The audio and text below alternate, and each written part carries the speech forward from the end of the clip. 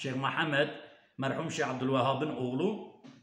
O da telefonla şey oldu. Ben onun da özetlerini telefonla olmuyor ama yine de biraz videosunu şey olarak göndereceğim. O şeyin üzerine durdu.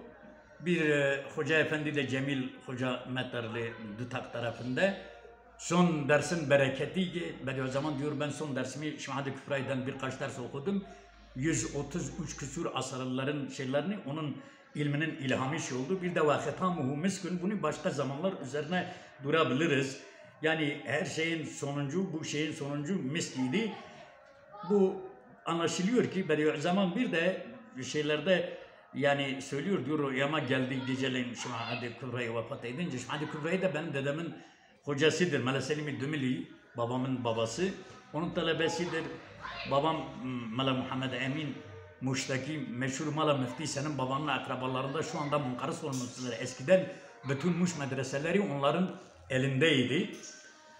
Müfti Muhammed Emin Efendi'nin adıyla dedem onun ismini koyuyor. Babam da ondan Müfti Muhammed Emin Efendi'nden okuyor. Bir de meşhur Kasim Köfrevi, Ağrı Milletvekili Hüseyin Kamil'in Müfti Giller'in damadıdır. Şimdi nasıl ki bu Hasan Efendi bu Hıluk'taki şeylerin o Çerkez'in damadı ise. Şimdi bunlar eskiden büyük alimler bunlarda çıktı yani Bediüzzaman Şemadi Kübra'da ders okumuş. Bir de vefat ettiği geceden meşhurdur Şemadi Kübra 125 sene, bazılar 123 sene diyor ömür etmiş. Çok büyük bir alimdir. 1775'lere doğmuş şey oluyor. Herhalde 1898'de şey oluyor.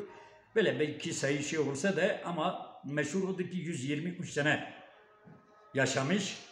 Şimdi bunlara şey olmadan bir de Farsça bir mesaj göndereceğim. Ey mesulani İran, aya hala ne fehmidid rahi istiqraru raha kardani ümmetdir efkar Üstad Bediüzzaman است. نزدیکی 5 سال از قبل انقلاب شما این فکر اتحاد او طرح کرده است. آیا احمدی نژاد اعتراف نکرده است که هر جایی که کردها باشند در آنجا شادی و خوشی و رحمت و برکت هست؟ انشالله شما مظهر نمیشوید از معانی این آیاتی که میگوید لما تقولون ما لا تفعلون. Mesele Bediüzzaman'ın İttihad-ı İslam üzerine Kürt, Türk, Arap, Fars nasıl şey oluyor? Eğer bugün mümkün olsaydı o Hoca Eshat da şey oluyordu, o da Muhammed Zad'ın talebesidir. O da girecekti. Telefonla da her ne kadar teknolojimiz şey olmasa da şimdi mesele buradan